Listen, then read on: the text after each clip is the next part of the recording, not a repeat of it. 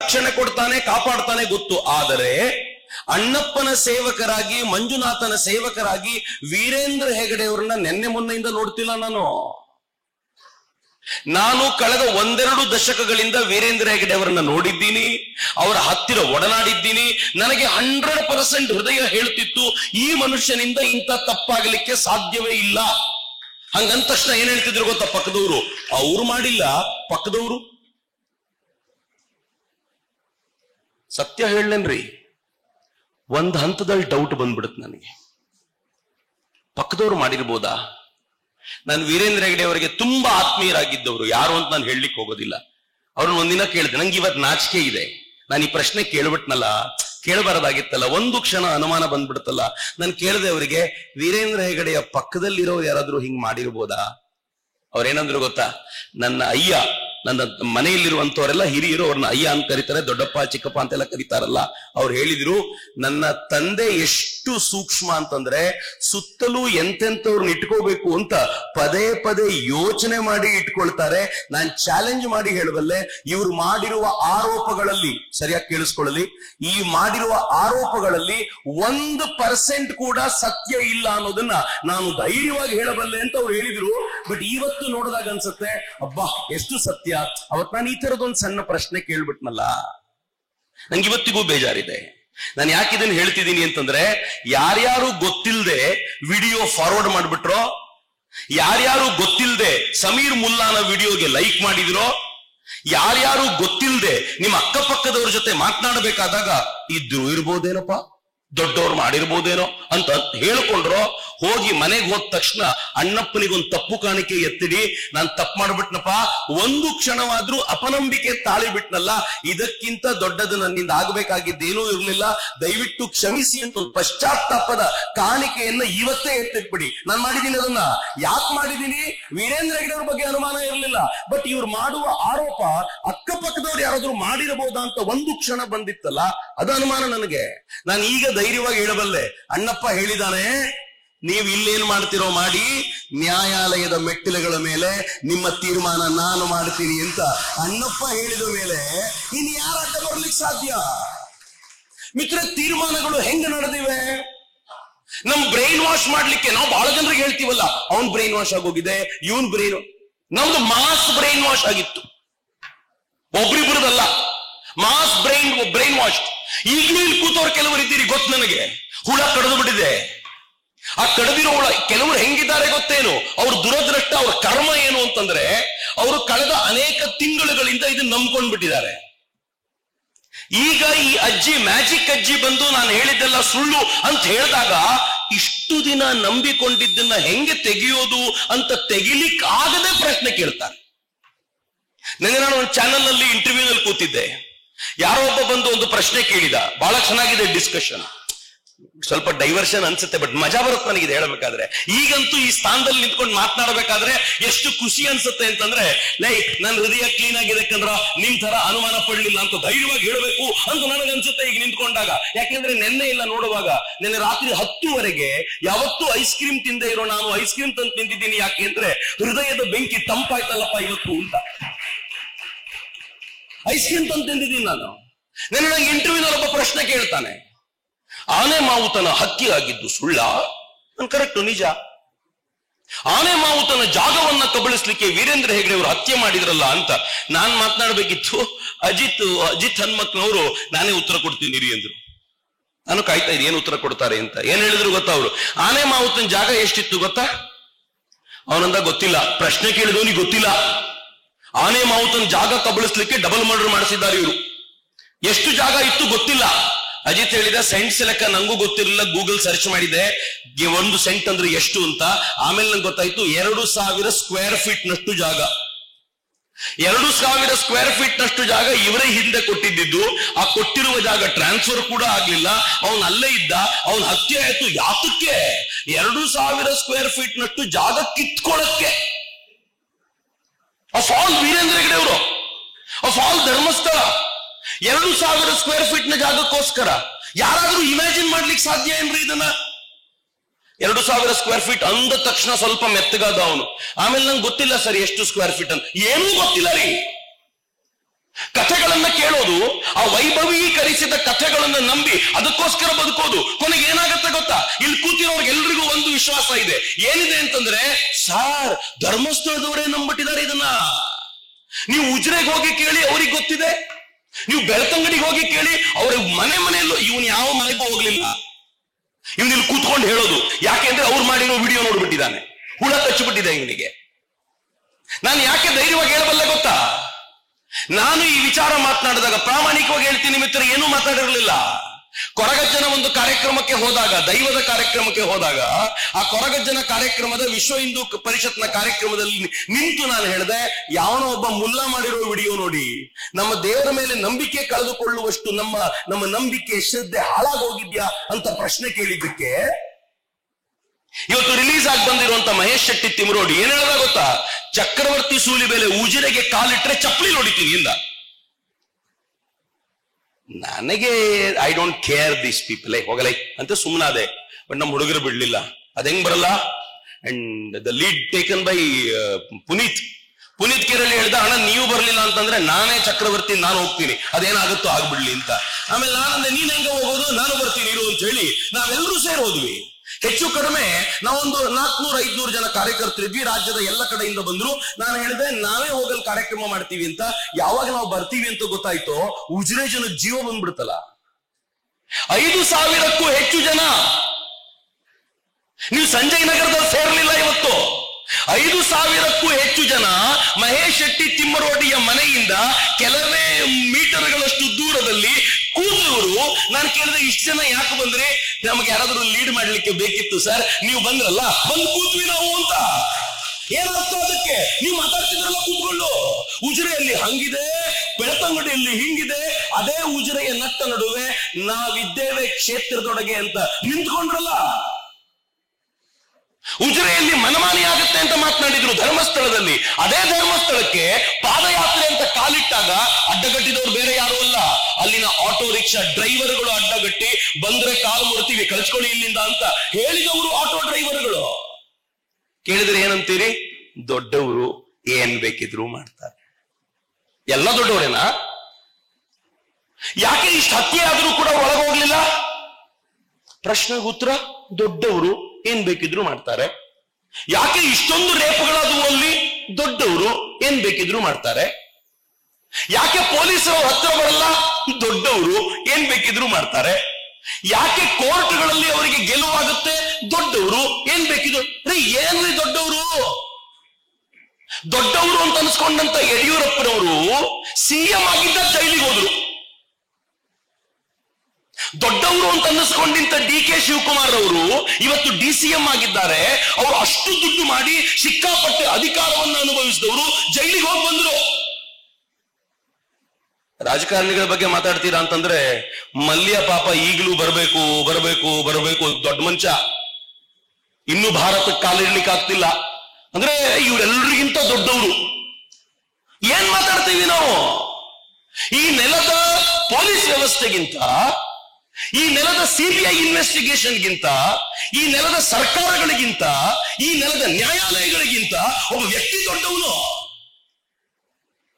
ಗಿರೀಶ್ ಮಟ್ಟಣ್ಣ ಒಂದ್ ಕಡೆ ಮಾತನಾಡ್ತಾ ಏನ್ ಹೇಳ್ತಾರೆ ಗೊತ್ತಾ? ಕೂತ್ಕೊಂಡಿರೋರು ಕೇಳಬೇಕು ನೀವುಗಳೆಲ್ಲ. ಗ್ಯಾಗ್ ಆರ್ಡರ್ ಸಿಕ್ತು ಧರ್ಮಸ್ಥಳಕ್ಕೆ, ಹುಚ್ಚಾಪಟ್ಟೆ ಮಾತನಾಡ್ತಿದ್ದಾರೆ ಯೂಟ್ಯೂಬ್ ನಲ್ಲಿ. ದಯವಿಟ್ಟು ಮಾತಾಡೋದನ್ನ ಕಂಟ್ರೋಲ್ ಮಾಡ್ಲಿಕ್ಕೆ ಒಂದು ಆರ್ಡರ್ ಕೊಡಿ ಅಂತ ಒಂದು ಗ್ಯಾಗ್ ಆರ್ಡರ್ ಸಿಕ್ತು. ಸಿಕ್ಕಿದಾಗ ಏನ್ ಹೇಳ್ತಾರೆ ಗೊತ್ತಾ? ಆ ಜಡ್ಜು ವೀರೇಂದ್ರ ಹೆಗಡೆ ಅವರ ಚೇಲ ಅವನು, ಅದಕ್ಕೆ ಗ್ಯಾಗ್ ಆರ್ಡರ್ ಕೊಟ್ಟು ಹೇಳಿದ್ದಾರೆ. ಜಡ್ಜ್ ಚೇಲ. ನಾನೊಬ್ಬ ಅಡ್ವೊಕೇಟ್ಗಳನ್ನ ಪಕ್ಕದಲ್ಲಿ ಕೂರಿಸ್ಕೊಂಡು ಈ ಮಾತು ಹೇಳಬೇಕಾದ್ರೆ ನಾಚಿಕೆ ಅನ್ಸುತ್ತೆ ನನಗೆ. ಆದ್ರೆ ಏನೂ ಮಾಡ್ಲಿಲ್ವಲ್ಲ ಸರ್ಕಾರಗಳು, ಏನು ಮಾತಾಡ್ಲಿಲ್ವಲ್ಲ. ಯಾಕೆ ಅಂದ್ರೆ ಎಲ್ಲರ ಮನಸ್ಸಲ್ಲೂ ಹುದುಗಿತ್ತು, ದೊಡ್ಡವರು ಏನ್ ಬೇಕಿದ್ರು ಮಾಡಬಹುದು. ನಮ್ಮನ್ನ ಹೆಂಗ್ ನಂಬಿಸಿದ್ರು ಗೊತ್ತಾ? 2012 ನಲ್ಲಿ ಆಕೆ ಹತ್ಯೆ ಆಯ್ತು. ಇವತ್ತಿಗೂ ನಂಗೆ ನೋವಿದೆ. ನಿಮ್ಮೆಲ್ಲರ ದನಿಗೆ ನಾನು ದನಿಗೂಡಿಸ್ತೀನಿ. ಜಸ್ಟಿಸ್ ಫಾರ್ ಸೌಜನ್ಯ ಬೇಕು.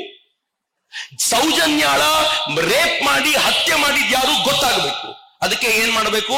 ಸೌಜನ್ಯ ಅವ್ರ ಅಮ್ಮ ಪೊಲೀಸರ ಹತ್ರ ಹೋಗ್ಬೇಕು, ಈ ಇಡೀ ಕೇಸನ್ನ ರಿಓಪನ್ ಮಾಡಿಸಿ ಅಂತ ಹೇಳಬೇಕು, ಕೋರ್ಟಿಗೆ ಹೋಗಿ ಕೇಳ್ಕೊಳ್ಬೇಕು, ಎಲ್ಲದರ ಆಧಾರದ ಮೇಲೆ ವಿಚಾರಣೆ ಮತ್ತೊಮ್ಮೆ ಮಾಡಿಸಿ ಅಂತ ಕೋರ್ಟ್ ಅನ್ನ ಕೇಳ್ಕೊಳ್ಬೇಕು. ಅದನ್ನ ಬಿಟ್ಟುಬಿಟ್ಟು ನೀವು ಜೇಬಲ್ಲಿ ನಿಮ್ ಫೋನ್ ಅಲ್ಲಿ ಎಲ್ಲ ಪ್ರೂಫ್ ಇಟ್ಕೊಂಡು ತಿರುಗಾಡ್ತಿರೋದು ಯಾಕೆ? ನಾನು ಬಹಳ ಬಾರಿ ಅಂದ್ಕೊಳ್ಳೋದು, ಯಾರಾದ್ರೂ ಮಟ್ಟಣ್ಣನ ಮೊಬೈಲ್ ಆದ್ರೂ ಕದ್ಬಿಟ್ಟು ಪೊಲೀಸರಿಗೆ ಕೊಟ್ಬಿಟ್ಟಿದ್ರೆ ಸೌಜನ್ಯ ನಿಜವಾಗ್ಲೂ ನ್ಯಾಯ ಸಿಕ್ಕಿರೋದು. ಯಾಕ್ರಿ ಎಲ್ಲ ಜೇಬಲ್ಲಿದೆ? ಜೇಬಲ್ಲಿರುವಂತ ಪ್ರೂಫ್ ಎಂತವು? ಸುಜಾತ ಭಟ್ ತರದ್ದು. ಇದು ಪ್ರೂಫ್ ನಿಮ್ದು? ಈ ಪ್ರೂಫ್ ಅನ್ನು ತೆಗೆದುಕೊಂಡು ನೀವು ಖಾವಂದ್ರ ಬಗ್ಗೆ ಮಾತನಾಡ್ತಿದ್ದ. ಹೇಗೆ ಬ್ರೈನ್ ವಾಶ್ ಮಾಡಿದ್ರು? 2012ರಲ್ಲಿ ಆಕೆಯ ರೇಪ್ ಆಯ್ತು, ಮರ್ಡರ್ ಆಯ್ತು, ಮಾತಿಲ್ಲ. ವಿಚಾರಣೆ ನಡೀತು. ವಿಚಾರಣೆ ನಡೆದ ಇಮ್ಮಿಡಿಯೇಟ್ ಆಗಿ ಸಿಕ್ಕಿ ಬಿದ್ದವನು ಸಂತೋಷ್ ರಾವ್. ಸಂತೋಷ್ ರಾವ್ ಏನ್ ಕತೆ, ಅವನನ್ನು ಕರ್ಕೊಂಡು ಬಂದ ಪೊಲೀಸರನ್ನ ಮಾತಾಡಿಸಿದ್ದೀನಿ. ನಾನು ಡೈರೆಕ್ಟ್ ಆಗಿ ವಸಂತನ್ ಮಾತಾಡಿಸಿಲ್ಲ. ಯಾಕೆಂದ್ರೆ ನನ್ಗನ್ಸಿತ್ತು ವಸಂತ್ ಆ ಕಡೆಗಿದ್ದಾರೆ, ಅವ್ರನ್ನ ಮಾತಾಡಿಸಿದ್ರೆ ಉಪಯೋಗ ಇಲ್ಲ ಅಂತ. ನಾನೇ ಒಂದ್ ಸಣ್ಣದಾಗಿರುವಂತ ಒಂದ್ ದಾರಿ ಹುಡ್ಕೊಂಡು ಇನ್ರೋಡ್ ಮಾಡ್ಕೊಂಡು ಒಬ್ಬೊಬ್ಬರನ್ನೇ ಮಾತನಾಡಿಸ ಬಂದ ಮೇಲೆ ಈಗ ವಸಂತನ್ ಮಾತನಾಡಿಸ್ಬೇಕು ಅಂತ ಫೈನಲಿ ಮಾತನಾಡಿಸಿದೆ. ನಾನು ಪೊಲೀಸರನ್ನ ಮಾತಾಡಿಸಿದ್ದೀನಿ. ಅದಕ್ಕೆ ಸಂಬಂಧಪಟ್ಟ ಕೆಲವರನ್ನ ಮಾತನಾಡಿಸುವಾಗ ನಂಗೆ ಅನ್ನಿಸ್ತು ದಾಲ್ಮೆ ಕುಚ್ ಕಾಲ ಹೇ. 2013ರಲ್ಲಿ ಒಂದು ಖಾಸಗಿ ಟಿವಿ ಚಾನೆಲ್ ನಲ್ಲಿ ಮಹೇಶ್ ಶೆಟ್ಟಿ ತಿಮ್ರೋಡಿ ಬಂದು ಮಾತನಾಡ್ತಾ ಏನ್ ಹೇಳಿದ್ರು ಗೊತ್ತಾ? ಈ ಇಡೀ ಪ್ರಕರಣದಲ್ಲಿ ಅಲ್ಲಿವರೆಗೂ ಯಾರಿಗೂ ಅನುಮಾನ ಇರಲಿಲ್ಲ, 1 ವರ್ಷ ಯಾರಿಗೂ ಅನುಮಾನ ಇರಲಿಲ್ಲ. ಇಡೀ ಪ್ರಕರಣದಲ್ಲಿ ಸೌಜನ್ಯಾಳ ರೇಪ್ ಮಾಡಿ ಮರ್ಡರ್ ಮಾಡಿದ್ದು ವೀರೇಂದ್ರ ಹೆಗಡೆ ಅವರ ತಮ್ಮನ ಮಗ. ಆ ತಮ್ಮನ ಮಗನ ಹೆಸರು ನಿಶ್ಚಲ್ ಜೈನ್ ಅಂತ. ಒಟ್ಟು 3-4 ಜನರನ್ನು ಸೇರಿಸ್ಬಿಟ್ರು ಅದರಲ್ಲಿ, ಎಲ್ಲ ಜೈನ್ ಕಮ್ಯುನಿಟಿಯವರು. ಈಗೇನಾಯ್ತು? ಜೈನ್ ಕಮ್ಯುನಿಟಿಯವರು ಗೌಡ ಕಮ್ಯುನಿಟಿಗೆ ಸೇರಿದ ಒಂದು ಹೆಣ್ಣು ಮಗಳ ಅತ್ಯಾಚಾರ ಮಾಡಿ ಸಾಯಿಸಿದ್ರು. ಹೆಂಗನ್ಸತ್ರಿ? ಈ ಕಥೆನೇ ಹೆಂಗಿದೆ? ರೋಚಕವಾಗಿದೆ ಕಥೆ. ಡೇ 1 ನಿಂದ ರೋಚಕ ಕಥೆ ಹೆಣಿಯೋದ್ರಲ್ಲಿ ನಿಸ್ಸೀಮರಾಗಿದ್ರು ಅವರು. ನಿಶ್ಚಲ್ ಜೈನ್ ಅವತ್ತಿನ ದಿನ ಭಾರತದಲ್ಲೇ ಇರಲಿಲ್ಲ. ಸ್ವತಃ ವೀರೇಂದ್ರ ಹೆಗಡೆ ಅವರು ಬಂದು ಹೇಳಿದ್ರು, ಆ ಮಗು ಇರ್ಲಿಲ್ಲ ಕಣ್ರಪ್ಪ, ಅವನು ಅಮೆರಿಕಕ್ಕೆ ಹೋಗಿದ್ದ, ನೀವು ನೋಡಿದ್ರೆ ಅವನೇ ರೇಪ್ ಮಾಡದ ಅಂತೀರಾ ಅಂತ ಹೇಳಿ ವೀಸಾ ಕೊಟ್ರು. ಇವ್ರು ಏನಂದ್ರು ಗೊತ್ತಾ? ತಕ್ಷಣ ಇವ್ರಿಗೆ ಔಟ್ ಆಫ್ ಸಿಲೆಬಸ್ ಬಂದಿದ್ದದು. ಸಡನ್ ಆಗಿ ಎಲ್ಲಿಂದ ಬಂದ್ಬಿಡ್ತಪ್ಪ ವೀಸಾ, ನಮ್ಗೆ ಗೊತ್ತೇ ಆಗ್ಲಿಲ್ಲ ಅಂತ. ಅವ್ರಂದ್ರು ದೊಡ್ಡ ಮನುಷ್ಯರು ವೀಸಾ ಖರೀದಿ ಮಾಡಿರ್ತಾರೆ. ಇವತ್ತೆಲ್ಲ ನಗ್ತಾ ಇರೋರು ಅವತ್ ನಂಬಿದ್ವಿ ಇದನ್ನ. ದೊಡ್ಡ ಮನುಷ್ಯರಲ್ಲ, ವೀಸಾ ಖರೀದಿ ಮಾಡಿದ್ದಾರೆ ಎಂದು ಸುಳ್ಳು ಅಂತ ಗೊತ್ತಾದಾಗ ನಿಶ್ಚಲ್ ಜೈನ್ ಏನ್ ಮಾಡಿದ್ರು ಗೊತ್ತಾ? Seen that. ಅವ್ರು ಹೇಳಿದ್ರು, ನಾನು ಅವತ್ತಿನ ದಿನ ಇಂಥ ಹೋಟೆಲ್ಗೆ ಹೋಗಿ ಊಟ ಮಾಡಿದ್ದರ ಬಿಲ್ ಇದೆ ನನ್ನ ಹತ್ರ, ನೋಡಿ ನಾನು ಇದನ್ನ ಬಿಲ್ ಟ್ರಾನ್ಸ್ಫರ್ ಮಾಡಿರೋ, ದುಡ್ಡು ಟ್ರಾನ್ಸ್ಫರ್ ಮಾಡಿರೋ ರೆಕಾರ್ಡ್ ಇದೆ ಅಂತ ತಮ್ಮ ಪಾಸ್ಬುಕ್ಕಿನ ರೆಕಾರ್ಡ್ ತೋರಿಸಿದ್ರು. ಆಮೇಲೆ ಏನಂದ್ರು ಗೊತ್ತಾ? ಇವರು ಆ ರೇಪ್ ಮಾಡ್ಲಿಕ್ಕೋಸ್ಕರ ಅಮೆರಿಕಾದಿಂದ ಹೆಲಿಕಾಪ್ಟರ್ ಬಂದು ರೇಪ್ ಮಾಡಿ ಸಾಯಿಸಿ ವಾಪಸ್. ಏನು ಪುಣ್ಯಾತ್ಮರು! ಅಂಡ್ ಬಿಲೀವ್ ಮೀ, ಇದುವರೆಗೂ ಅಮೆರಿಕಾದಿಂದ ಧರ್ಮಸ್ಥಳಕ್ಕೆ ಬರುವಂತ ಹೆಲಿಕಾಪ್ಟರ್ ನಿರ್ಮಾಣ ಆಗಿಲ್ಲ. ಆದ್ರೆ ದುರಂತ ಅಂತಂದ್ರೆ ನಮ್ಮ ಜನ ಇವತ್ತಿಗೂ ನಂಬಿದ್ದಾರೆ. ಕೆಲವು ಯೂಟ್ಯೂಬರ್ಗಳಿದ್ದಾರೆ, ಅವ್ರು ಇವತ್ತಿಗೂ ಹೇಳ್ತಾರೆ ಹೆಲಿಕಾಪ್ಟರ್ ಇಂದ ಬಂದು. ಯಾವನ್ರಿ ಅಮೆರಿಕಾದಿಂದ ಕೋಟ್ಯಂತರ ರೂಪಾಯಿ ಖರ್ಚು ಮಾಡಿಕೊಂಡು ಹೆಲಿಕಾಪ್ಟರ್ ಬಂದು ರೇಪ್ ಮಾಡಿ ವಾಪಸ್? ಯಾರಿಗಿರಿ ಹಂಗ್ ಮಾಡಬೇಕು ಅಂತಂದ್ರೆ, ಒಂದೋ ಆ ವ್ಯಕ್ತಿ ತೀರಾ ಚಟದವನಾಗಿರ್ಬೇಕು, ಅಥವಾ ಆ ಫ್ಯಾಮಿಲಿಯ ಮೇಲೆ ದ್ವೇಷ ಇರಬೇಕು. ಅವನಿಗೆ ಯಾವುದೇ ಸಂಬಂಧವೇ ಇಲ್ಲದ ಒಂದು ಹೆಣ್ಣು ಮಗಳನ್ನ ಹಿಂಗ್ ಮಾಡಬಹುದು ಅಂತ ಆಡ್ಕೊಂಡ್ರು. ಊರೂರಿಗೂ ಹೋಗಿ ಹೇಳಿದ್ರು ನಿಶ್ಚಲ್ ಜೈನ್ ಮಾಡಿದ್ದು ಅಂತ. ಕೊನೆಗೆ ಅವ್ರು ಏನ್ ಮಾಡಿದ್ರು ಗೊತ್ತಾ? ಹೋಗಿ ಕೋರ್ಟ್ಗೆ ಅಪ್ಲಿಕೇಶನ್ ಹಾಕಿ, ದಯವಿಟ್ಟು ನಮ್ದೊಂದು ನಾರ್ಕೋ ಟೆಸ್ಟ್ ಮಾಡಿಸ್ಬಿಡಿ, ಸುಳ್ಳು ಪತ್ತೆ ಯಂತ್ರದ ಮೂಲಕ ಕೂರಿಸ್ಬಿಡಿ, ನೀವ್ ಏನ್ ಹೇಳಿದ್ರು ಒಪ್ಕೊಳ್ತೀವಿ, ಹರಾಸ್ಮೆಂಟ್ ಒಂದು ನಿಲ್ಲಿಸಿಕೊಡಿ ಅಂತ ಕೇಳ್ಕೊಂಡು ನಾರ್ಕೋ ಅನಾಲಿಸಿಸ್ ಮಾಡಿಸ್ಕೊಂಡು ಕೋರ್ಟ್ ಹೇಳ್ತು, ರಿಪೋರ್ಟ್ ನೋಡಿದ್ರೆ ನಿಮ್ದು ಯಾವ ತಪ್ಪಿಲ್ಲ ಅಂತ ಗೊತ್ತಾಗುತ್ತೆ, ಇನ್ನು ಮುಂದೆ ನಿಮ್ಮನ್ನ ವಿಚಾರಣೆ ಕರಿಬಾರ್ದು, ಹಿಂಗಾಗಿ ನೀವು ಮುಕ್ತರು, ನೀವು ಹೋಗಿ ಅಂತ ಕೋರ್ಟ್ ಆವತ್ತೇ ಮುಕ್ತಗೊಳಿಸ್ತು. ಇವ್ರೇನಂದ್ರು ಗೊತ್ತಾ? ಕೋರ್ಟ್ ಯಾಕೆ ಮುಕ್ತಗೊಳಿಸ್ತು ಅಂತಂದ್ರೆ, ದೊಡ್ಡ ಮನುಷ್ಯರು, ಇನ್ನೇನಿಲ್ಲ ಉತ್ತರ. ನೀವು ಏನೇ ತಗೊಂಡು ಬನ್ನಿ, ದೊಡ್ಡ ಮನುಷ್ಯರು, ಏನೇ ಹೇಳಿ ದೊಡ್ಡ ಮನುಷ್ಯರು. ಚಕ್ರವರ್ತಿ ಸೂಲಿಬೇಲೆ ಯಾಕೆ ಧರ್ಮಸ್ಥಳದ ಪರವಾಗಿದ್ದಾರೆ? 3 ಕಾರಣ. ಮೊದಲನೇದು, ಯಾರಾದ್ರೂ ಧರ್ಮಸ್ಥಳದ ಪರವಾಗಿ ಬಂದ್ರೆ, ಸ್ವಾಮೀಜಿಗೆ ಅನುಭವ ಆಗ್ಲಿಲ್ಲ ಸ್ವಾಮೀಜಿ, ಆಗ್ಬಿಡತ್ತೆ, ಇನ್ನೊಂದು ಸ್ವಲ್ಪ ದಿನ ಹೋದ್ರೆ ಗೊತ್ತಾಗತ್ತೆ. ಮೊದಲು ಯಾರಾದ್ರೂ ಇದರ ಪರವಾಗಿ ಬಂದ್ರೆ ಏನ್ ಮಾಡ್ತಾರೆ ಗೊತ್ತಾ? ವಾಚಾಮಗೋಚರವಾಗಿ ಬೈತಾರೆ. ಬಳಸುವ ಪದಗಳು ಹೆಂಗಿರ್ತವೆ ಅಂತಂದ್ರೆ, ಸಭ್ಯ ಮನೆತನದವನು ಕೇಳಲಿಕ್ಕೆ ಸಾಧ್ಯವಿಲ್ಲ. ನನಗೆ ಅವನು ಕೆಟ್ಟ ಪದಗಳಲ್ಲಿ ಬೈದಾಗ ನನಗೆ ಅವನು ಅಂತ ಬಳಸಿದಾಗ ನನಗಿಂತ ಹಿರಿಯರೊಬ್ಬರಿಗೆ ನನ್ನ ಮನಸ್ಸು ಏನ್ ಹೇಳುತ್ತೆ ಗೊತ್ತಾ? ದೊಡ್ಡವನ್ ಕಣ, ಅವನು ಅಂತ ಬಳಸಬಾರ್ದು ಅಂತ ಹೇಳುತ್ತೆ ನನ್ನ ಮನಸ್ಸು. ಅವನು ಅಂತ ಬಳಸುವಾಗ ನನ್ನ ಮನಸ್ಸು ಹೇಳುತ್ತೆ ತಪ್ಪು ಮಾಡ್ತಿದ್ಯಾ ಅಂತ. ಆದ್ರೆ ಆ ಪುಣ್ಯಾತ್ಮ ಎಂತೆಂತ ಪದಗಳನ್ನ ಬಳಸ್ದ ಗೊತ್ತಾ? ಒಬ್ಬ ಪತ್ರಕರ್ತರು, ಉದಯವಾಣಿಯ ಪತ್ರಕರ್ತರು, ನಾನವರ ಹೆಸರೊಂದು ಹೇಳಲ್ಲ ಬಿಟ್ರೆ ಇನ್ನೆಲ್ಲ ಹೇಳ್ತೀನಿ. ನನ್ನ ಊರಿನವರು ನನಗೊಂದು ಮೆಸೇಜ್ ಮಾಡಿದ್ದಾರೆ. ಮೆಸೇಜ್ ಹಂಗೆ ಇಟ್ಟಿದ್ದೀನಿ. ಚಕ್ರವರ್ತಿ, ವೀರೇಂದ್ರ ಹೆಗಡೆ ಅವರಿಗೆ ತಮ್ಮಂತ ಅವ್ರು ರಕ್ಷಿಸ್ಕೊಳ್ಳೋದು ಗೊತ್ತು, ನೀನ್ ಸುಮ್ಮನೆ ಒಳಗ್ ಬರಬೇಡ, ನಿನ್ನನ್ನ ಈ ತರದ ಪದಗಳಿಂದ ಬೈಯೋದನ್ನ ಕೇಳಿಸ್ಕೊಳಕ್ ಆಗಲ್ಲ ಕಣ, ಪ್ಲೀಸ್ ನನ್ನ ಮಾತನ್ನ ಕೇಳಿಸ್ಕೊ ಅಂತಂದ್ರು ನಂಗೆ. ನಾನು ಆ ಮೆಸೇಜ್ ಹಾಗೆ ಇಟ್ಟೆ, ಆನ್ಸರ್ ಮಾಡ್ಲಿಲ್ಲ ಅವ್ರಿಗೆ. ಆದ್ರೆ ಖುಷಿ ಏನು ಅಂತಂದ್ರೆ, ನಾನು ಕಳೆದ ಕೆಲವಾರು ದಿನಗಳ ಹಿಂದೆ ಅವರದ್ದೇ ಊರಿಗೆ ಹೋಗಿ ಭಾಷಣ ಮಾಡಿ ಬಂದೆ. ಮಾರನೇ ದಿನ ನನ್ನ ಚಿಕ್ಕಪ್ಪನ ಮಗ ನಂಗೊಂದು ಫೋಟೋ ಕಳಿಸಿದ್ದಾನೆ, ನಿನ್ನ ಭಾಷಣದ ಪ್ರಭಾವ ಆಗಿದೆ, ಆ ಪತ್ರಕರ್ತರು ಬಂದು ಇವತ್ತು ವೇದಿಕೆಯ ಮೇಲೆ ನಿಂತು ಧರ್ಮಸ್ಥಳದ ಜೊತೆಗೆ ನಾವು ನಿಲ್ಲಬೇಕು ಅಂತ ಹೇಳಿದ್ದಾರೆ, ಬಹಳ ಖುಷಿಯಾಗಿದೆ ನನಗೆ ಇವತ್ತು ಅಂತ ಯಾರು ಹೇಳಿದ್ರು. ಬೈಗುಳಗಳನ್ನು ಕೊಡ್ತಾ ಇದ್ದಾರೆ ಅನ್ನೋ ಕಾರಣಕ್ಕೋಸ್ಕರ ಹಿಂದೆ ಸರಿತಾ ಹೋದ್ರೆ ಬೈಯೋರ್ದು ಸಾಮ್ರಾಜ್ಯ ಆಗೋದಿಲ್ವಾ ಮಿತ್ರ? ಇದು ಮೊದಲನೇ ಹಂತ.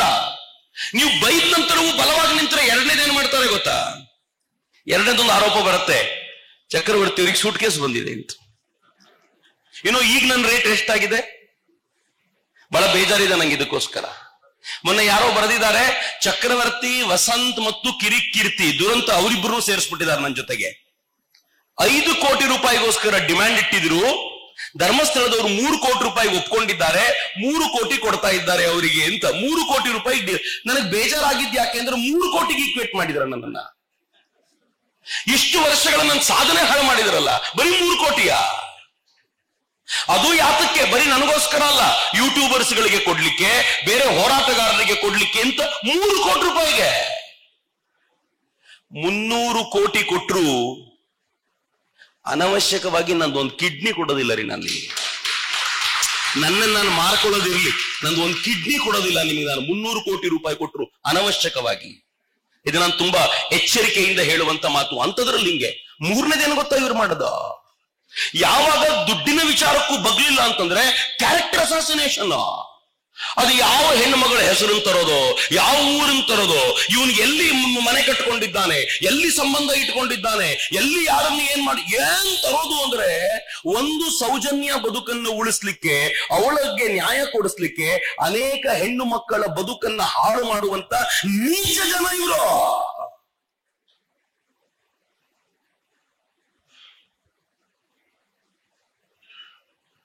ಸಂತೋಷಿಗೆ ಏನ್ ಹೇಳಿದ್ರು? ಸಂತೋಷ್ಜಿಗೆ ಕೇಳಿದ್ದೀರಿ? ಯಾರಾದ್ರೂ ಕೇಳಿದ್ದೀರಿ ಅಂದ್ರೆ ಕಿವಿಗೆ ಗಂಜಲ ಹಾಕೋಬೇಕು, ಗೋವಿನ ಮೂತ್ರ ಹಾಕೋಬೇಕು. ನಿಷ್ಕಳಂಕವಾದ ವ್ಯಕ್ತಿತ್ವದ ಮೇಲೆ ಎಷ್ಟು ಮಸಿ ಎರಚಿದ್ದೋ, ಯಾವ ತರ ಮಾತನಾಡಿದ್ದೋ. ಅಂದ್ರೆ ಇವರು ಫೈನಲ್ ಅಸ್ತ್ರ. ಆದ್ರೆ ಅದಕ್ಕೂ ಜಗ್ಗದೆ ನಿಂತರೆ ಬಾಯಿ ಮುಚ್ಕೊಂಡು ಸೈಲೆಂಟ್ ಆಗಿ ಸೈಡಲ್ಲಿ ಹೋಗಿ ನಿಲ್ತಾರೆ ಅನ್ನೋದಕ್ಕೆ ಇವತ್ತು ನಾನೇ ಸಾಕ್ಷಿಯಾಗಿದ್ದೀನಿ. ನಾನು ಧೈರ್ಯವಾಗಿ ನಿಂತಿದ್ದೀನಿ ಅಂತ ನಂಗೆ ಬಹಳ ಹೆಮ್ಮೆ ಇದೆ. ಎಲ್ಲರೂ ಹಿಂದೆ ಸರದ ನಿಂತಿರುವಾಗ, ಯೋಚನೆ ಮಾಡ್ತಾ ಇರುವಾಗ ನಾನು ಹೇಳಿದೆ, ನನ್ನ ಜೊತೆ ಅನೇಕರು ಹೇಳಿದ್ರು, ಯಾರಾದ್ರೂ ಯೋಚನೆ ಮಾಡಿ ನಾನು ಎದುರಿಗೆ ನಿಂತಿರ್ತೀನಿ ಅಂತ. ಬಲವಾಗಿ ನಿಂತಿದ್ದೀನಿ ಅನ್ನುವಂತ ಹೆಮ್ಮೆ ಖಂಡಿತವಾಗಿಯೂ ನನಗಿದೆ. ಯಾಕೆ ಹಿಂಗೆ ಹೇಳ್ತೀನಿ ಗೊತ್ತೇನು? ನಾವೆಲ್ಲರೂ ದೇವತೆಗಳ ಜಾತಿಗೆ ಸೇರಿದವರು. ನಾನು ಬಹಳ ಬಾರಿ ಹೇಳ್ತಿರ್ತೀನಿ ಇದನ್ನ. ದೇವರುಗಳು ಮೇಲ್ ನಿಂತುಕೊಂಡು ರಾಮರಾವಣರ ಯುದ್ಧ ನೋಡ್ತಿದ್ರಂತೆ. ಜೈ ಜೈ ಅಂತಿದ್ರು. ಯಾರಿಗೆ ಅಂತ ಹೇಳ್ತಿರ್ಲಿಲ್ಲ. ರಾಮನಿಗೆ ಜೈ ಎಂದು ರಾವಣ ಗೆದ್ದು ಬಿಟ್ಟ, ನಾಳೆ ಎಲ್ಲಿ ಸಾಯ್ಬೇಕಪ್ಪ ನಾವು ಅಂತ ಬರೀ ಜೈ ಅಂತಿದ್ರು. ರಾಮ ಸೋತೋದ್ರೆ ರಾವಣನಿಗೆ ಜೈ ಅನ್ನೋಣ ಅಂತ ಬಹಳ ಜನ ಹಾಗೆ ನಾವು ಹೆಂಗಿದ್ವಿ ಅಂತಂದ್ರೆ ಕಾಯ್ಕೊಂಡು ಕೂತ್ವಿ, ಯಾರು ಗೆಲ್ತಾರೆ ನೋಡೋಣ ಅಂತ. ಮೊದಲನೇ ಹೊಂಡ ಆಗಿದ್ರು, ಏನೂ ಸಿಗ್ಲಿಲ್ಲ. ಎರಡನೇದ್ರಲ್ಲಿ ಸಿಕ್ಕೇ ಸಿಗತ್ತೆ ಅಂತ ಕಾಯ್ತಾ ಇದ್ವಿ, ಏನೂ ಸಿಗ್ಲಿಲ್ಲ. ಮೂರನೇದ್ರಲ್ಲಿ ಮೂಳೆ ಸಿಕ್ಬಿಡ್ತು. ಸಿಕ್ಕಿದ ತಕ್ಷಣ ಅನ್ಕೊಂಡ್ವಿ ಇದು ಹುಡುಗಿದೆ, ಅದು ಹುಡುಗಿದಲ್ಲ ಅಂತ ಗೊತ್ತಾಯ್ತು. ನಾಲ್ಕನೇದ್ರಲ್ಲಿ ಏನೂ ಸಿಗ್ಲಿಲ್ಲ. ಐದನೇದ್ರಲ್ಲಿ ಮೂಳೆ ಸಿಕ್ತು. ಸಿಕ್ಕಿದ ತಕ್ಷಣ ಅನ್ಕೊಂಡ್ವಿ ಹುಡುಗಿದೆ, ಆದ್ರೆ ಗೊತ್ತಾಯ್ತು ಅದು ಪುರುಷನ ಮೂಳೆ, ಬಹಳ ಹಿಂದೆ ಅದು ಹೂತಿದ್ದು ಅಂತ ಗೊತ್ತಾಯ್ತು. ಆರನೇದ್ರಲ್ಲಿ ಸಿಗುತ್ತೆ ಅನ್ಕೊಂಡ್ವಿ, ಸಿಗಲಿಲ್ಲ. ಏಳನೇದ್ರಲ್ಲಿ ಸಿಗಲಿಲ್ಲ. ಅಷ್ಟೊತ್ತಿಗೆ ಗಿರೀಶ್ ಮಟ್ಟನ್ನ ಹೊಸ ಸಿದ್ಧಾಂತ ತಗೊಂಡು ಬಂತು. ಮುಳ್ಳು ಹಂದಿಗಳಿಗೆ ಎಲ್ಲ ಕೇಳಿಸ್ಕೊಂಡಿದೀವಿ ನಾವು, ಗುಡ್. ಮುಳ್ಳು ಹಂದಿಗಳಿಗೆ ತಲೆ ಅಂದ್ರೆ ಬಹಳ ಪ್ರೀತಿ. ಈ ತಲೆಯನ್ನ ಹೋಗಿ ಅದು ಕಚ್ಕೊಂಡು ಬಂದ್ಬಿಡುತ್ತೆ. ಎಲ್ಲಿವರೆಗೂ ಅಂದ್ರೆ SIT-ನವರು ಅಕ್ಕಪಕ್ಕದಲ್ಲಿರುವಂತ ಹಂದಿಗಳ ಗೂಡಂತೆ ಅಬಾ ಈ ಜಾಗ ತೆಗೆಯೋದು ಬಿಟ್ಟು ಹಂದಿಗಳ ಗೂಡನ್ನು ಹುಡುಕ್ಬೇಕಂತೀಗ. ನೆಲ ಮುಳ್ಳಂದಿ, ನಾನು ಮುಳ್ಳಂದಿಗೆ ಬೈತಿರೋದು ಅಂದ್ರೆ ನೀನು ಆ ತಲೆಗಳನ್ನು ತಗೊಂಡೋದಿಯಲ್ಲ ಅಂತ. ಆ ತಲೆಗಳನ್ನು ತೆಗೆದುಕೊಂಡೋಗಿ ಹಂದಿ ಗೂಡಲ್ಲಿ ಇಟ್ಕೊಳ್ಳುತ್ತೆ ಅಂತ ಅದನ್ನು ನಂಬಿದ್ವಿ ನಾವು. ಅದನ್ನ ನಂಬಿಕೊಂಡೆ 13ನೇ ಹೊಂಡ ಅಗಿಯೋವರೆಗೂ ಕಾಯ್ತಾ ಇದ್ವಿ. ಈಗಗಿಬಹುದು ಆಗಾಗಿಬಹುದು ಅಂತ. ಆದ್ರೆ 8, 9ನೇ ಹೊಂಡ ಅಗಿಯೋ ವೇಳೆಗೆ ಮೀಡಿಯಾಗಳು ಫೀಲ್ಡಿಗೆ ಬಂದ್ವು. ಅವ್ರು ನೋಡಿದ್ರು ಇನ್ನಿದ್ ಯಾವ್ದು ಸಿಗೋದಿಲ್ಲ, ಈಗ ತಗೋಬೇಕು ಅಂತ. ಅವರು ಅಲ್ಲಿವರೆಗೂ ಕಾಯ್ತಾ ಇದ್ರು ಏನಾಗುತ್ತೆ ನೋಡೋಣ ಅಂತ. ಯಾವಾಗ ಧುಮುಕಿದ್ರಲ್ಲ ಆಗ ನಿಧಾನವಾಗಿ ಸೌಜನ್ಯ ಭಟ್ ಸಿಗಾಕೊಂಡು ಸೌಜನ್ಯ ಭಟ್ ಅನನ್ಯ ಭಟ್ನ ಕನೆಕ್ಷನ್ ಹೊತ್ತು ಹುಡುಕಾಡ್ತಾ ನಿನ್ನೆ ಬಂದಿರುವ ರಿಪೋರ್ಟ್ ಗಾಬರಿ ಹುಟ್ಟಿಸುವಂತದ್ದು. ಸೌಜನ್ಯ ಭಟ್ ಕೊನೆಗೂ ಹೇಳಿದ್ರು, ನಂಗೆ ಅಜಿತ್ ಹೇಳ್ತಿದ್ರು ಭಟ್ ಅನ್ನೋದೇ ಸುಳ್ಳು, ಆಕೆ ಬರೀ ಸೌಜನ್ಯ ಅಷ್ಟೇ, ಆಕೆಯ ಸರ್ನೇಮ್ ಏನು ಅನ್ನೋದನ್ನು ಹುಡುಕಬೇಕಾಗಿದೆ ಅಂತ. ಸುಜಾತಾ ಭಟ್ ಆಕೆಯ ಸರ್ನೇಮ್ ಏನು ಅನ್ನೋದನ್ನು ಹುಡುಕಬೇಕಾಗಿದೆ ಅಂತ. ಎಲ್ಲಿವರೆಗೂ ಅಂತಂದ್ರೆ ನಿನ್ನೆ ಆಕೆ ಬಾಯಿ ಬಿಟ್ಟು ಹೇಳಿಬಿಟ್ರು, ನನಗೆ ಅನನ್ಯ ಭಟ್ ಅನ್ನೋ ಮಗಳೇ ಇರಲಿಲ್ಲ. ಹೋರಾಟಗಾರರಲ್ಲಿ ಇಬ್ರು ಬಂದು ನನ್ನನ್ನ ಕನ್ವಿನ್ಸ್ ಮಾಡಿ ಹಿಂಗೆಲ್ಲ ಹೇಳು ಅಂತ ಹೇಳಿದ್ರು. ನಾನು ಅದನ್ನ ಹೇಳಿದೆ ಅಂತ ಆಕೆ ಸಹಜವಾಗಿ ಹೇಳಿಕೆಯನ್ನು ಕೊಟ್ಟು ಮುಗಿಸಿ ಏನ್ ಹೇಳಿದ್ರು ಗೊತ್ತಾ, ನಾನು SIT-ಗೆ ಹೋಗೋವರೆಗೂ ಇದನ್ನ ದಯವಿಟ್ಟು ಯಾರ ಜೊತೆ ಹಂಚ್ಕೊಳ್ಬೇಡಿ, SIT-ಗೆ ಹೋಗಿ ಇಷ್ಟನ್ನು ಹೇಳ್ಕೊಳ್ತೀನಿ ನಾನು ಅಂತ ಆಕೆ ಹೇಳ್ಕೊಂಡಿದ್ರು. ಆದ್ರೆ ಅಣ್ಣಪ್ಪನ ಆಟ ಬಿಡಬೇಕಲ್ಲ, ಅದು ನಿನ್ನೆ ರಾತ್ರಿನೇ ಹೊರಗೆ ಬಂತು. ನಾವೆಲ್ಲರೂ ಇವತ್ತು ವಿಜಯೋತ್ಸವವನ್ನ ಆಚರಿಸುವಂತಾಯ್ತು. ಇಲ್ಲದೆ ಹೋದ್ರೆ ಇನ್ನೂ ಕೂಡ ಪ್ರಶ್ನೆಗಳನ್ನ ತಲೆಯಲ್ಲಿ ಹೊತ್ತು ಕೂತಂತವ್ರು ಬಹಳ ಜನ ಕೂತಿರ್ತಿದ್ರು. ಇದೇನಾಯ್ತು ಅಂತ. ಎಷ್ಟರ ಮಟ್ಟಿಗೆ ಮಿತ್ರ, ಇಡೀ ಪ್ರಕರಣವನ್ನು ನೀವು ಗಮನಿಸಿದರೆ ಗೊತ್ತಾಗುತ್ತೆ. 2013 ಮೊದಲ ಬಾರಿ ಆರೋಪ ಆಯಿತು. 2013 ಇದನ್ನು ವ್ಯಾಪಕಗೊಳಿಸುವಂತ ಪ್ರಯತ್ನ ಮಾಡಿದ್ರು. ಕೋರ್ಟ್ ನಲ್ಲಿ ವಿಚಾರಣೆ ತೀವ್ರಗತಿಯಲ್ಲಿ ನಡೀತಾ ಇತ್ತು. 2016 ನಾರ್ಕೋ ಅನಾಲಿಸಿಸ್ ಆ ಜನರದ್ದು ಆದ ನಂತರವೂ ಕೂಡ ಇವರು ಬಿಡ್ಲಿಲ್ಲ. 2023 ಹರಸಾಹಸ ಮಾಡಿ ಸಂತೋಷ್ ರಾವ್ನ ಬಿಡಿಸ್ಕೊಂಡು ಬಂದ್ರು. ನಾನು ಸುಮ್ಮನೆ ನಿಮ್ಮನ್ನು ಒಂದು ಪ್ರಶ್ನೆ ಕೇಳೋದು, ಸಂತೋಷ್ ರಾವ್ ಅಪರಾಧಿ ಅಂತ ಸಿಕ್ಕಿ ಬಿದ್ದಿದ್ದ, ಫೈನ್, ಮೊದಲನೇ ಪಾಯಿಂಟ್. ಎರಡನೇದು, ಎಲ್ಲ ವರದಿಗಳು ಅವನೇ ಅಪರಾಧಿ ಅಂತ ಸಾಧಿಸ್ತಾ ಇದ್ವು. ದೊಡ್ಡ ಮನುಷ್ಯರಿಗೆ ಒಂದೇ ಒಂದು ಕೆಲಸ ಏನಿತ್ತು ಗೊತ್ತಾ, ಕೋರ್ಟಿನ ಮೇಲೆ ಸ್ವಲ್ಪ ಇಂಪ್ರೆಷನ್ ಹಾಕಿ, ಕೋರ್ಟಿನ ಮೇಲೆ ಸ್ವಲ್ಪ ಪ್ರಭಾವ ಬೀರಿ ಆ ಸಂತೋಷ್ ರಾವನ್ನ ನೀವು ಅಪರಾಧಿ ಅಂತ ಒಳಗ್ ತಳ್ಳಿಬಿಡಿ, ನನಗೆ ಅಷ್ಟಕ್ಕೆ ಸಮಾಧಾನ ಅಂತ ಹೇಳಿದ್ರೆ ಮುಗಿದಿರ್ತಿತ್ತಲ್ಲ. ವೀರೇಂದ್ರ ಹೆಗಡೆ ಅವರು ಏನ್ ಹೇಳಿದ್ರು ಗೊತ್ತಾ, ಅದು ನ್ಯಾಯದ ಸಂಬಂಧ, ನಾವು ಅದಕ್ಕೆ ತಲೆ ಹಾಕಬಾರ್ದು, ಏನ್ ನಡೆಯುತ್ತೋ ನಡೀಲಿ, ನ್ಯಾಯಪೂರ್ವಕವಾಗಿ ನಡೀಲಿ ಅಂತ ಸೈಡಲ್ಲಿ ಇದ್ದಿದ್ರ ಪರಿಣಾಮ ಎರಡೂ ಲಾಯರ್ಗಳು ಒಂದಾಗಿ ಅವನನ್ನು ಬಿಡುಗಡೆ ಮಾಡುವಂತೆ ಮಾಡಿದ್ರಲ್ಲ. ಮಿತ್ರರೇ, ಬಹಳ ಜನರಿಗೆ ಗೊತ್ತಿಲ್ಲ, SIT ಮೇಲೆ ನಮ್ ನಂಬಿಕೆ ಇಲ್ಲ ಅಂತ ಈ ಹೋರಾಟಗಾರರು ಹೇಳಿದಾಗ ದಯಮಾಡಿ ಇದನ್ನ CBI-ಗೆ ವಹಿಸಿಕೊಡಿ ಅಂತ ಕೇಳಿದ್ದು ಬೇರೆ ಯಾರು ಅಲ್ಲ, ಸ್ವತಃ ವೀರೇಂದ್ರ ಹೆಗಡೆ ಅವರು. ಅವ್ರ ಪತ್ರ ಇದೆ ಈಗಲೂ. ವೀರೇಂದ್ರ ಹೆಗಡೆ ಅವರು ಪ್ರತಿಯೊಂದಕ್ಕೂ ಹಿಂಗ್ ಕೇಳಿದ ನಂತರವೂ ಕೂಡ ನಿರಂತರವಾಗಿ ಆರೋಪಗಳನ್ನು ಮಾಡಿದ್ರು. ಆರೋಪದ ಲೆವೆಲ್ ಗಮನಿಸಿ.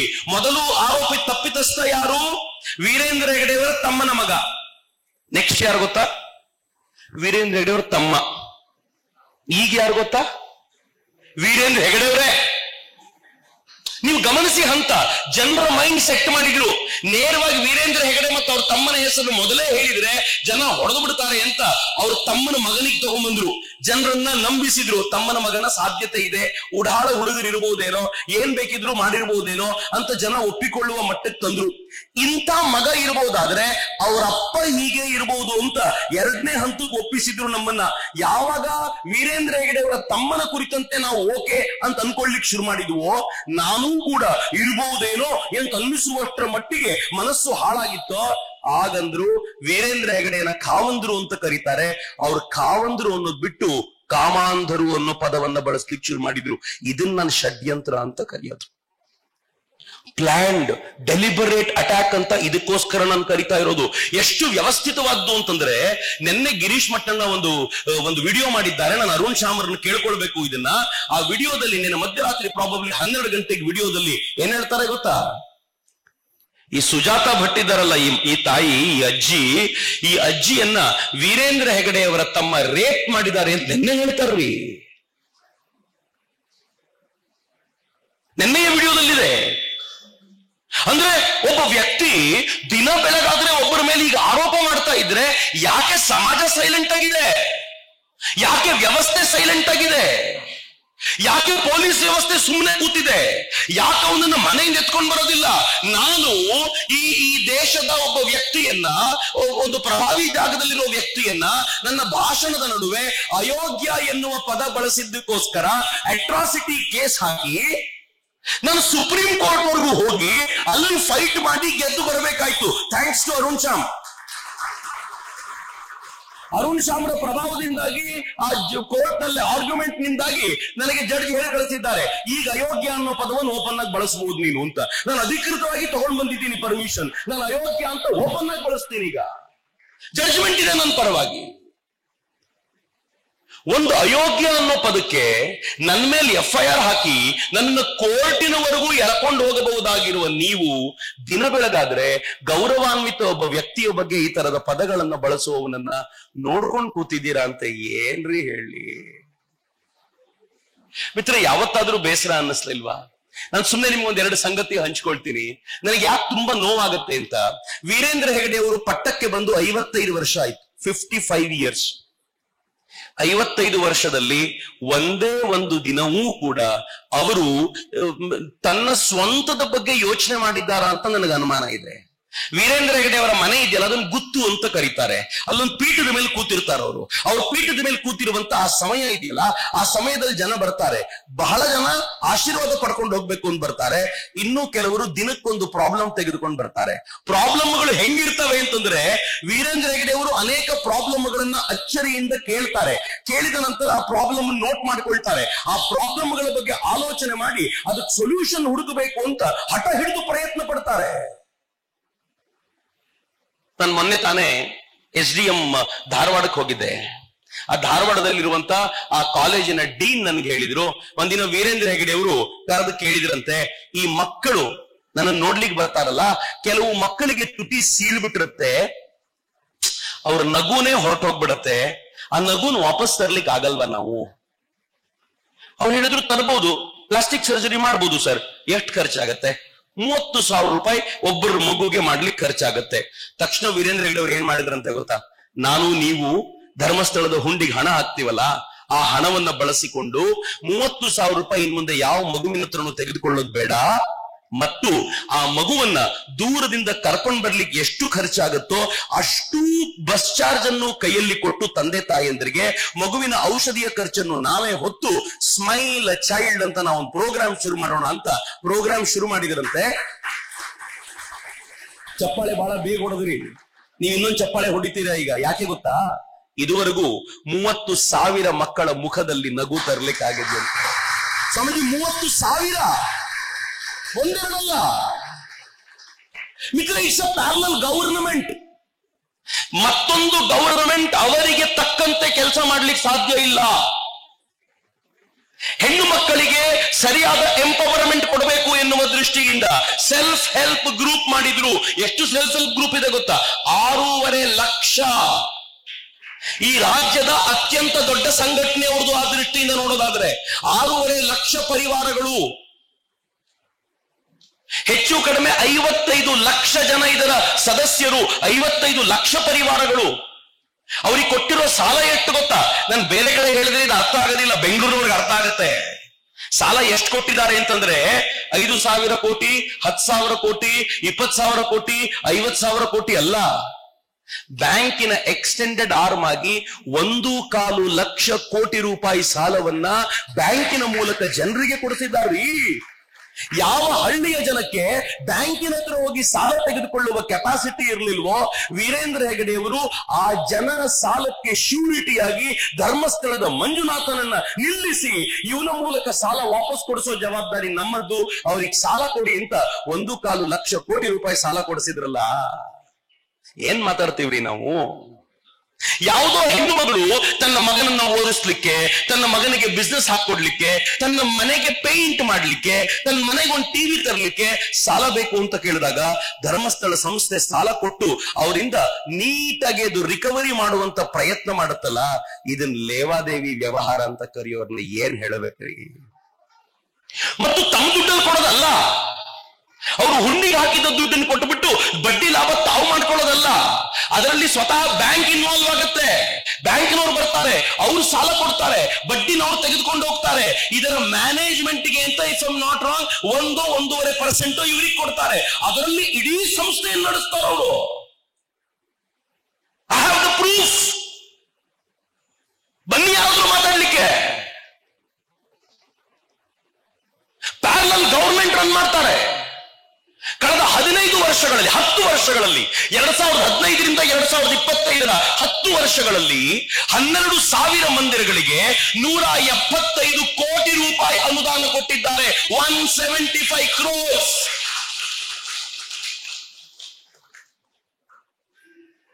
ಜೈನರ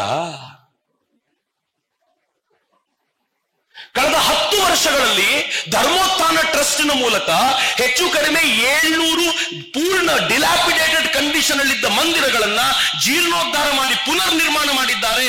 ಜೈನರ ಈಗ ಜೈನರ ನಿಮಗೆ ಇಷ್ಟು ದಿನ ಅವ್ರು ಹಿಂದೂ ದೇವಸ್ಥಾನಕ್ಕೆ ಮಾಡುವಾಗ ಹಿಂದೂಗಳು ಅಂತ ಅನ್ನಿಸ್ಲಿಲ್ವಾ?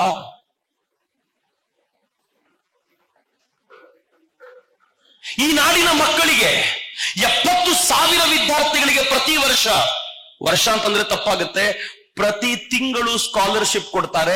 50 ಕೋಟಿ ರೂಪಾಯಿ ಸ್ಕಾಲರ್ಶಿಪ್ ಅನ್ನ ಚಾಚು ತಪ್ಪದೆ ತಲುಪುವಂತೆ ಮಾಡ್ತಾರಲ್ಲ, ಸಾಮಾನ್ಯರೇನ್ ಬೇಡು ಮಿತ್ರ. ಈ 1 ವರ್ಷದಲ್ಲಿ ಕಳೆದ ಅಕಾಡೆಮಿಕ್ ಇಯರ್ ನಲ್ಲಿ 1,030 ಶಿಕ್ಷಕರನ್ನ ರಿಕ್ರೂಟ್ ಮಾಡಿಕೊಂಡು ಎಲ್ಲೆಲ್ಲಿ ಶಿಕ್ಷಕರಿಲ್ವೋ ಅಲ್ಲೆಲ್ಲ ಶಿಕ್ಷಕರನ್ನ ಒದಗಿಸಿ ಕೊಟ್ಟಿರೋದು ಧರ್ಮಸ್ಥಳ ಸಂಸ್ಥೆ. ಬೆಂಗಳೂರಿನವರಿಗೆ ಕೆರೆಗಳು ಅಂದ್ರೆ ಏನು ಅರ್ಥ ಆಗಲಿಕ್ಕಿಲ್ಲ. ಇಡೀ ರಾಜ್ಯದಲ್ಲಿ 1,030 ಕೆರೆಗಳನ್ನ ಪುನರುಜ್ಜೀವನಗೊಳಿಸಿ ಆ ಕೆರೆಗಳಿಂದ ಹೂಳೆತ್ತಿ ಅಲ್ಲಿ ಮಧ್ಯದಲ್ಲಿ ಯಾವಾಗಲೂ ನೀರು ಆರದಂತೆ ಮಾಡಿ ಅಲ್ಲಿ ಮೀನುಗಳು ಉಳಿಯೋದಕ್ಕೆ ಬೇಕಾಗಿರುವ ವ್ಯವಸ್ಥೆ ಮಾಡಿಕೊಟ್ಟ ಅದ್ಭುತವಾದ ವ್ಯಕ್ತಿ ರೀ ಆತ.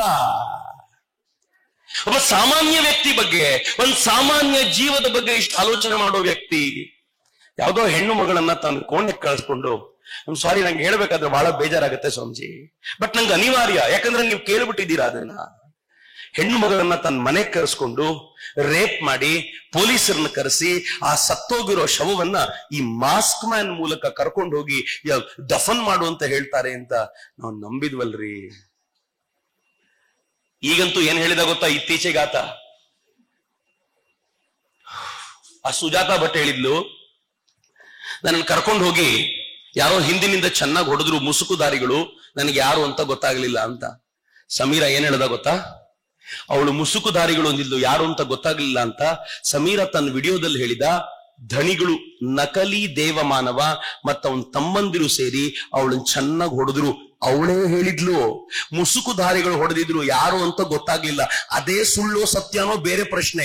ಅವಳು ಹೇಳಿರೋದನ್ನ ಇವನ್ ಹೆಂಗ್ ಆಂಪ್ಲಿಫೈ ಮಾಡ್ದ ಅಂತಂದ್ರೆ ನಕಲಿ ದೇವಮಾನವ ಅಂತ ಈ ಸಮೀರ್ ಮುಲ್ಲಾನ್ ಕೆನ್ನೆಗೆ ಬಾರಿಸ್ಬೇಕೋ ಬೇಡವೋ? ಸುಮ್ನೆ ಕೂತ್ರಲ್ಲ ನೀವು,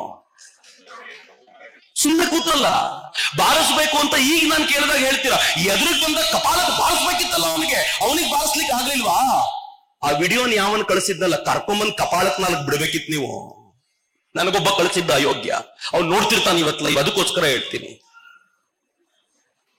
SDPI ಹೋರಾಟಕ್ಕೆ ಬಂದ್ಬಿಟ್ರು, ಇನ್ನು ನಾವು ಬರ್ಲಿಲ್ಲ ಅಂದ್ರೆ ಏನ್ ಅರ್ಥ ಅಂತ ನಾನು ಫೋನ್ ಮಾಡಿ ಹೇಳಿದೆ ಅವನಿಗೆ, ಇದೇ ಕೊನೆ, ಇನ್ನು ಮುಂದೆ ಈ ತರದ್ ಕಳಿಸಿದ್ರೆ ರಸ್ತೆಯಲ್ಲಿ ನಿಲ್ಸ್ಕೊಂಡು ಕಪಾಳ ಕೊಡ್ತೀರಿ. ನನಗೆ ಈ ಮೆಸೇಜ್ ಕಳಿಸೋ ಧೈರ್ಯ ಎಷ್ಟಲ್ಲ ನಿನಗೆ ಅಂತೇಳಿ ಆ ಕ್ಷಣಕ್ಕೆ ಬ್ಲಾಕ್ ಮಾಡಿದೆ. ಈಗ ಫೋನ್ ಮಾಡ್ತಾನೆ ಅನ್ಬ್ಲಾಕ್ ಮಾಡಿ ಅಂತ. ನಾನು ಹೇಳಿದೆ, ನಿನ್ನಂತ ಅಯೋಗ್ಯರನ್ನ, ಯೋಚನೆ ಮಾಡ್ಲಿಕ್ಕೆ ತಾಕತ್ತಿಲ್ದೆ ಇರೋರನ್ನ ನನ್ನ ಫ್ರೆಂಡ್ ಲಿಸ್ಟ್ ಅಲ್ಲಿ ಇಟ್ಕೊಳ್ಳೋಕ್ಕಿಂತ ಆಲೋಚನೆ ಮಾಡಬಲ್ಲಂತ ಸಾಮಾನ್ಯನೊಬ್ಬ ನನ್ನ ಜೊತೆಗಾರನಾಗಿದ್ರೆ ನನಗೆ 100 ಪಾಲು ವಾಸಿ ಗೆಟ್ ಲಾಸ್ಟ್ ಅಂತ ಹೇಳಿದ್ದೀನಿ ನಾನು. ನನಗೆ ಬಹಳ ಹೆಮ್ಮೆ ಇದೆ.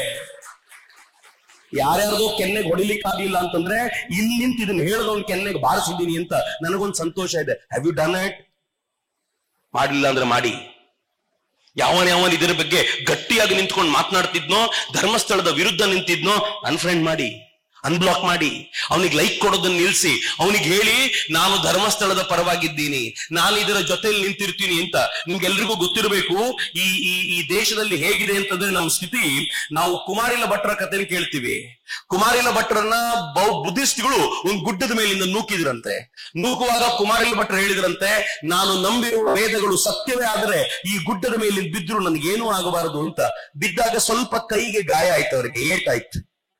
ಅವ್ರು ಕೇಳಿದ್ರಂತೆ, ನಾನು ವೇದಗಳನ್ನು ಇಷ್ಟು ನಂಬಿದ್ನಲ್ಲ, ಆದ್ರೂ ನನ್ನ ಕೈಗೆ ಏಟಾಯ್ತು ಅಂದಾಗ ಯಾರೋ ಹೇಳಿದ್ರಂತೆ, ನಾನು ನಂಬಿರುವ ವೇದಗಳು ಸತ್ಯವಾದರೆ ಅನ್ಕೊಂಡಿಯಲ್ಲ ನೀನು, ಅದೇ ಪ್ರಾಬ್ಲಮ್.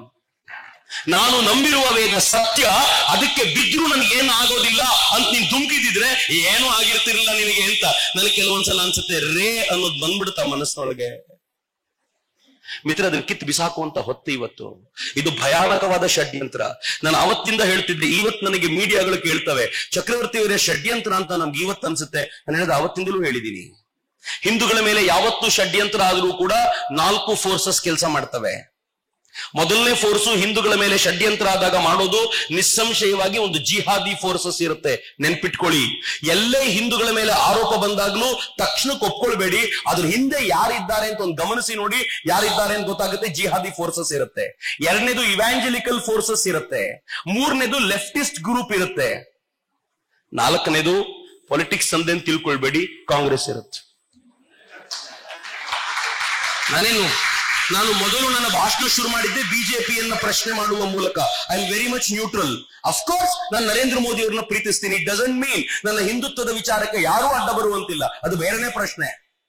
ಆದ್ರೆ ಕಾಂಗ್ರೆಸ್ ಇರುತ್ತೆ ಹಿಂದುತ್ವದ ವಿರೋಧ ಆದಾಗ. ಯಾಕೆ ಅಂತಂದ್ರೆ ಕಾಂಗ್ರೆಸ್ನ ರೋಲ್ ಏನ್ ಗೊತ್ತಾ? ಮುಸಲ್ಮಾನರು ವೀಕ್ ಆಗಿದ್ದಾಗ ಇದೇ ಮುಸಲ್ಮಾನರ ತರ ಬಿಹೇವ್ ಮಾಡುತ್ತೆ. ಕ್ರಿಶ್ಚಿಯನ್ರು ವೀಕ್ ಆಗಿದ್ದಾಗ ಕಾಂಗ್ರೆಸ್ಸೇ ಕ್ರಿಶ್ಚಿಯನ್ರ ತರ ಬಿಹೇವ್ ಮಾಡುತ್ತೆ. ಲೆಫ್ಟಿಸ್ಟ್ಗಳು ವೀಕ್ ಆಗಿದ್ದಾಗ ಕಾಂಗ್ರೆಸ್ಸೇ ಲೆಫ್ಟಿಸ್ಟ್ಗಳ ತರ ಬಿಹೇವ್ ಮಾಡುತ್ತೆ. ಹಿಂಗಾಗಿ ಅದು 4ನೇ ಫೋರ್ಸು. 5ನೇದೊಂದು ಫೋರ್ಸ್ ಇದೆ, ನಿಲ್ಲಿಸ್ಬಿಟ್ಟಿಲ್ಲ ನಾನು. 5ನೇ ಫೋರ್ಸ್ ಯಾರು ಗೊತ್ತಾ? ಈ ವೀಕ್ ಹಿಂದೂಗಳ ಫೋರ್ಸ್. ನನ್ನ ಹೆಗಲ ಮೇಲೆ ಬಂದೂಕಿಡು ಬಾ ಅಂತ ಇಡಿಸ್ಕೊಂಡಿದ್ದೀವಲ್ಲ, ಇದು ನಮ್ದೇ ಫೋರ್ಸು. ನಮ್ಗೆಲ್ರಿಗೂ ಈ ನೈತಿಕ ಪ್ರಜ್ಞೆ ತುಂಬಾ ಕಾಡ್ಬಿಟ್ಟಿದೆ. ಸಮೀರ್ ಮುಲ್ಲಾನ ವಿಡಿಯೋಗಳನ್ನ ನಾವು ನಂಬಿದ್ವಲ್ಲ ಮಿತ್ರ. ಯಾವತ್ತಾದ್ರೂ ಸಮೀರ್ ಮುಲ್ಲಾ ಕಳೆದ 2023ಕ್ಕೆ ಚಿಕ್ಕಬಳ್ಳಾಪುರದ ಮಾಸ್ಕ್ ನಲ್ಲಿ, ಮಸೀದಿಯಲ್ಲಿ ಒಂದು 6 ವರ್ಷದ ಹೆಣ್ಣು ಮಗಳ ಒಂದು ಅತ್ಯಾಚಾರ ಆಯಿತು. ಅದು ಸುದ್ದಿ ಟೈಮ್ಸ್ ಆಫ್ ಇಂಡಿಯಾದಲ್ಲಿ ವ್ಯಾಪಕವಾಗಿ ಬಂತು. ಒಬ್ಬ ಆಕ್ಟಿವಿಸ್ಟ್ ಅದನ್ನ ರೀಪೋಸ್ಟ್ ಮಾಡಿದ ನಂತರ ಅವ್ರ ತಂದೆ ತಾಯಂದರಿಗೆ ಕಂಪ್ಲೇಂಟ್ ಕೊಡುವ ಧೈರ್ಯವೂ ಇರಲಿಲ್ಲ. ಅವ್ರು ಕೊನೆಗೂ ಕಂಪ್ಲೇಂಟ್ ಕೊಡಲ್ಲ ಅಂತಂದ್ರು. ಕೊನೆಗೆ ಸುಮೋಟೋ ಕೇಸ್ ತೆಗೆದುಕೊಂಡು ಅವನನ್ನು ಒಳಗೆ ಹಾಕ್ಬೇಕಾಗಿ ಬಂತು. Did Sameer Mulla speak?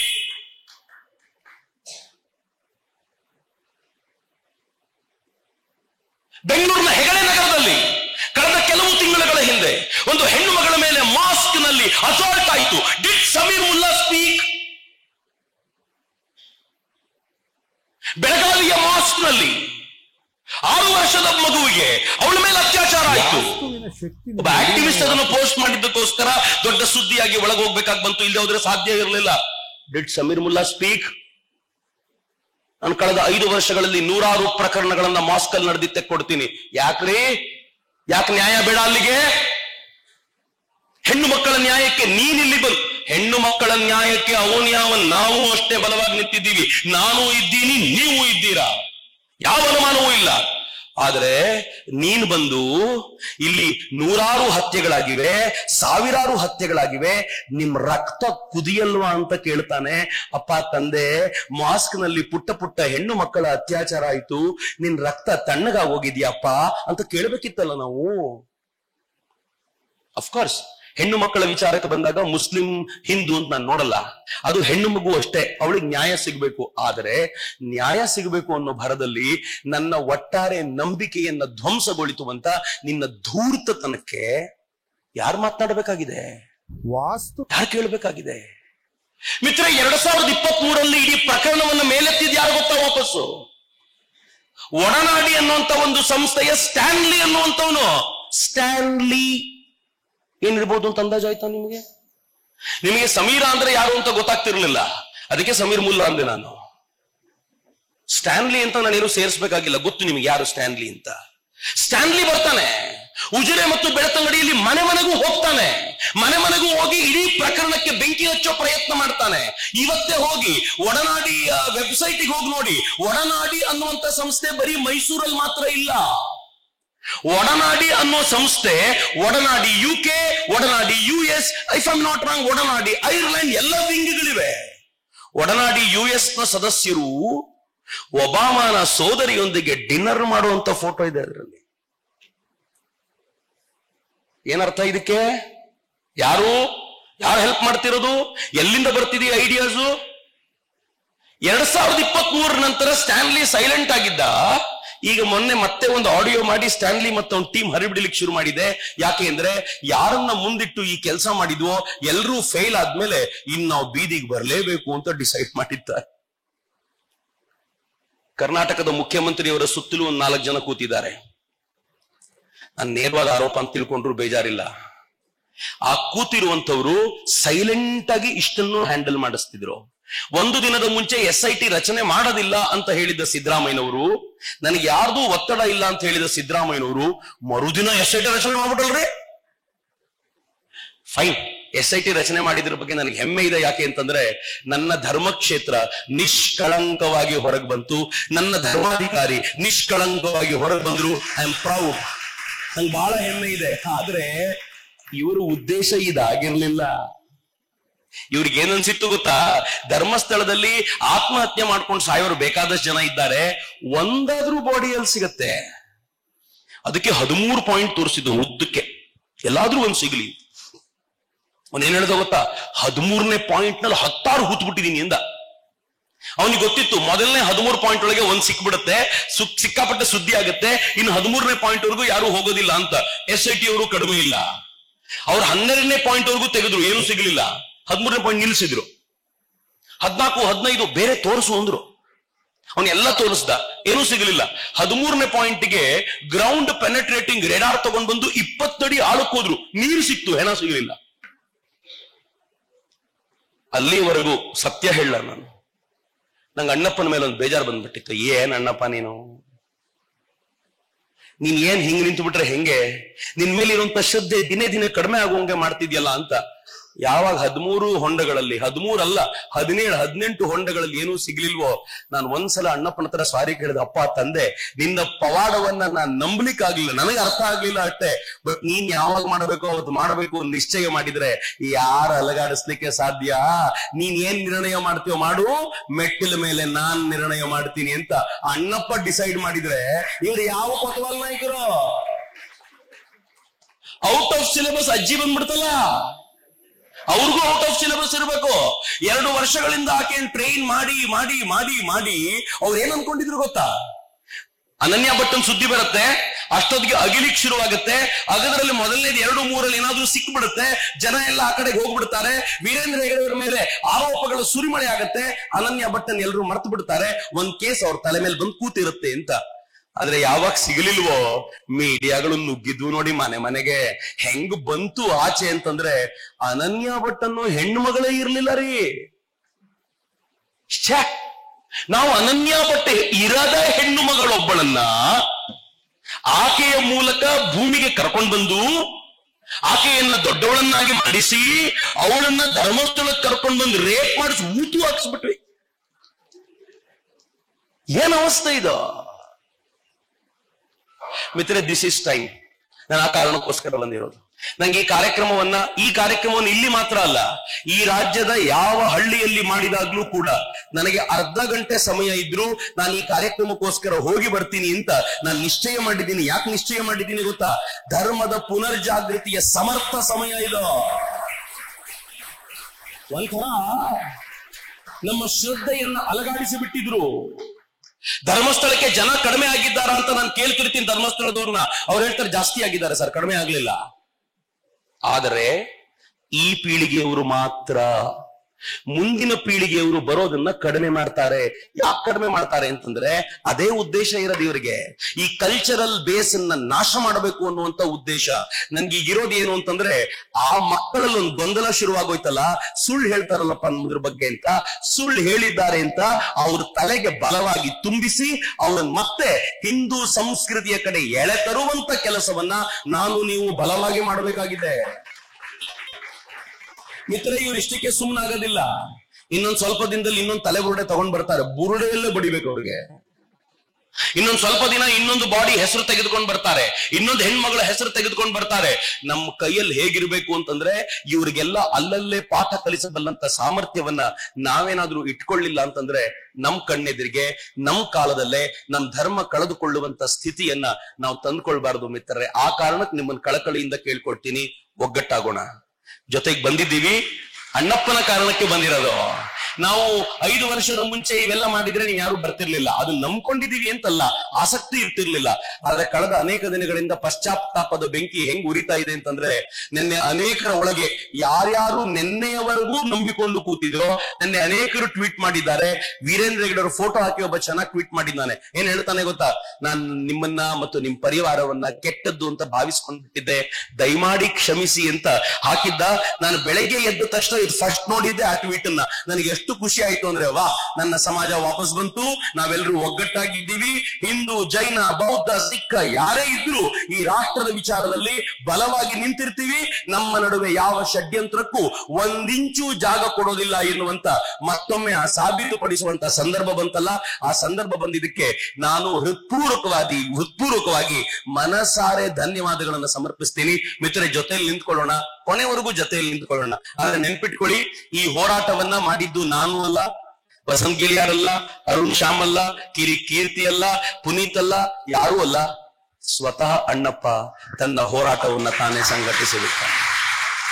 ನಾನು ನೀವು ಅಣ್ಣಪ್ಪನ ಹೋರಾಟದಲ್ಲಿ ಭಾಗಿಯಾದವರ ಮುಂದೆ ಲೀಡರ್ ಆಗಿ ನಿಂತ್ಕೊಂಡಿದೀವಿ ಬಿಟ್ರೆ ಅದರ್ವೈಸ್ ಎಲ್ಲ ಅಣ್ಣಪ್ಪ ಮಾಡಿಬಿಟ್ಟ.